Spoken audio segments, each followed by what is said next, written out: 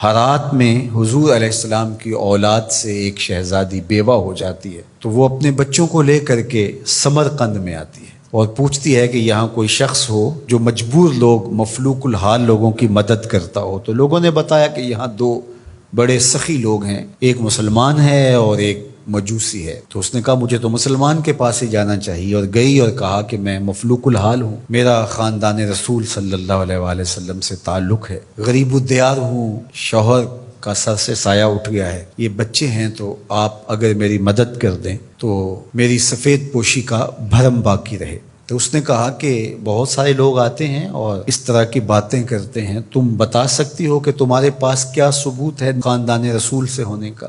تو اس نے کہا میں مفلوق الحال ہوں، بچوں کو لے کر کے ہرات سے یہاں پہنچی ہوں، تو میں شجرہ تو ساتھ نہیں لیے پھر رہی، بس میری بات پہ اعتبار کر لیا جائے۔ اس نے کہا کہ میں تیری بات پہ اعتبار نہیں کر سکتا۔ خیر وہ وہاں سے اٹھی اور اس مجوسی کے پاس چلی گئی اور اس کو جا کے بتایا کہ مفلوق الحال ہوں، یہ میرے چھوٹے یتیم بچے ہیں، میں رسول کریم صلی اللہ علیہ وآلہ وسلم کی اولاد سے ہوں، تو آپ اگر میری مدد کر دیں۔ تو اس نے انتظام کر دیا ایک چھوٹے سے گھر کا، اور جو ضروریات کی چیزیں تھیں وہ باہم پہنچا دیں۔ یہ بھی سو گیا اور وہ مسلمان تاجر بھی سو گیا۔ ابن جوزی لکھتے ہیں کہ جب رات ہوئی تو اس مسلمان تاجر نے، سخی نے، خواب میں جنت کے منظر کو دیکھا کہ ایک خوبصورت محل ہے جس کے پاس حضور نبی رحمت صلی اللہ علیہ وآلہ وسلم کھڑے ہیں۔ تو یہ آگے شوق سے بھرا اور کہا حضور یہ محل اگر آپ مجھے عطا کر دیں۔ تو فرمایا یہ ایک مسلمان کا ہے۔ تو کہا میں بھی تو مسلمان ہوں۔ فرمایا تیرے مسلمان ہونے کا ثبوت کیا ہے؟ آنکھیں کھل گئیں، ماضی کا سارا قصہ ذہن میں تازہ ہو گیا، اور وہ جو لفظ کہے تھے کہ تیرے سیدہ ہونے کا ثبوت کیا ہے، وہ لفظ احساس پہ ہتھوڑے برسانے لگے اور نکال دیا گیا دربار رسالت سے۔ صبح ہوئی تو ڈھونڈتا پھرتا ہے کہ کل یہاں کوئی سید زادی اپنے بچوں کو لے کر کے آئی تھی، کسی کو پتہ ہو تو لوگوں نے بتایا کہ وہ فلاں مجوسی ساہوکار اور سخی جو ہے اس کے پاس ہے۔ تو وہ گیا اور دروازہ کھٹکھٹایا اور قدرے غسیلے انداز میں کہنے لگا کہ ہمارے نبی کی بیٹی ہے اور آپ کو حق نہیں پہنچتا ہے، ان کی خدمت ہمارا ہی حق ہے، بلکہ کہا 300 دینار لے لو اور جلدی کرو ہمارے سپرد کر دو۔ تو اس نے مسکرا کے دیکھا، کہا کہ میں نے تو انڈٹھا سودا کیا تھا، اب تو منظر دیکھ چکا ہوں، جہاں رات آپ کو دھکے دے کر نکالا گیا وہاں مجھے وعدہ دیا گیا کہ تو نے میری بیٹی کی خدمت کی ہے، تجھے اور تیری نسل کو جنت کی ضمانت دی جاتی ہے، اور میں تو حضور کے ہاتھ پہ کلمہ پڑھ کے اسلام قبول کر چکا ہوں۔ اللہ اکبر۔ نسبت رسول کا احترام، محض نسبت رسول، عمل تو بعد میں آتے ہیں۔ اللہ اکبر۔ تو فرمایا کہ احبو لأہل بیتی لحبی، میرے اہل بیت سے محبت میری وجہ سے کرو۔ اللہ اکبر۔ امت کو سمجھنا چاہیے کہ اہل بیت رسول کا معاملہ کتنا حساس اور کتنا نازک ہے، اور آقا کریم نے کس قدر اس کو اہمیت کے ساتھ حجۃ الوداع کے موقع پر ارشاد فرمایا۔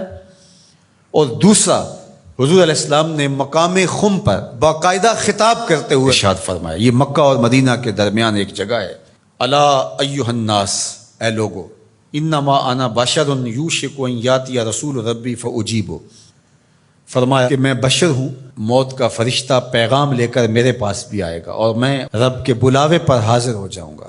وانا تارک فیکم ثقلین، لیکن تمہیں تنہا اور لاوارث نہیں چھوڑ کے جا رہا، تمہارے اندر دو بھاری چیزیں چھوڑ کے جا رہا ہوں، جس کو میرے حضور بھی بھاری کہیں وہ کتنی بھاری ہوگی۔ اولہما کتاب اللہ، ان میں سے پہلی چیز کتاب اللہ، اللہ کی کتاب، فیہ الہدی والنور فخذوا بکتاب اللہ واستمسکوا بہ، اس میں ہدایت ہے، اس میں روشنی ہے، بس اللہ کی کتاب کو مضبوطی سے پکڑ لو اور اس کے ساتھ تمسک اختیار کر لو، جڑ جاؤ اس کے ساتھ، لپٹ جاؤ، چمٹ جاؤ اس کتاب کے ساتھ، اپنا ربط کبھی بھی قرآن سے ٹوٹنے نہ دینا، قرآن کے ساتھ اپنے تعلق باطن کو کبھی کمزور نہ ہونے دینا، اس کی تلاوت دن کے اجالوں میں رات کی تنہائیوں میں تمہارا معمول حیات رہے۔ فحث علی کتاب اللہ، حضور نے ابھارا لوگوں کو کتاب اللہ کے ساتھ جڑنے کے لیے، وَرَغَّبَ فِيهِ، اور ترغیب دی کہ اس کتاب سے وابستہ رہو، اس کتاب سے جڑو، اس کتاب کو کبھی نہ چھوڑنا۔ ثم قال، پھر ارشاد فرمایا، وَأَهْلُ بَيْتِي، اور میرے اہل بیت، اذکرکم اللہ فی اہل بیتی، اذکرکم اللہ فی اہل بیتی، اذکرکم اللہ فی اہل بیتی، 3 مرتبہ فرمایا، میں تمہیں اپنے اہل بیت کے بارے میں اللہ سے ڈراتا ہوں، تذکیر کرتا ہوں، نصیحت کرتا ہوں کہ میرے اہل بیت کے معاملے میں کوتاہی نہ کرنا۔ 1 بار نہیں کہا، 2 بار نہیں کہا، 3 بار فرمایا۔ نگاہ نبوت کچھ دیکھ رہی تھی کہ لوگ کربلا کے اندر شہزادگان رسول کو شہید کرنے کے درپے ہوں گے، اور اہل بیت نبوت کی عظمتیں لوگوں کو ہضم نہیں ہو پائیں گی۔ تو حضور نے 1 بار نہیں، 2 بار نہیں، 3 بار فرمایا کہ میرے اہل بیت کے معاملے کے اندر ان کی حساسیت اتنی ہے کہ کوتاہی کا ارتکاب نہ کرنا۔ اہل بیت نبوت کا معاملہ بہت حساس ہے، بہت ہی حساس ہے۔ یزید پلیت نے اہل بیت کے ساتھ ٹکر لے کے اپنی عاقبت بھی برباد کر لی، اور اپنی دنیا بھی برباد کر لی، اور اپنی نسلوں کو بھی بدبودار بنا لیا اس نے۔ یزید کا نام بدی کا استعارہ بن گیا، دشنام سے بھی بدتر، گالی سے بھی بدتر یزید کا نام ہے۔ حضرت امام حسین رضی اللہ تعالیٰ عنہ حق کا استعارہ بن کے ابھرے، اور قیامت تک ان کا نام زندہ، روشن، سرخرو، کامیاب اور بامراد رہے گا۔ رہتی دنیا تک حسین کے نام کا جھنڈا اونچا ہی رہے گا۔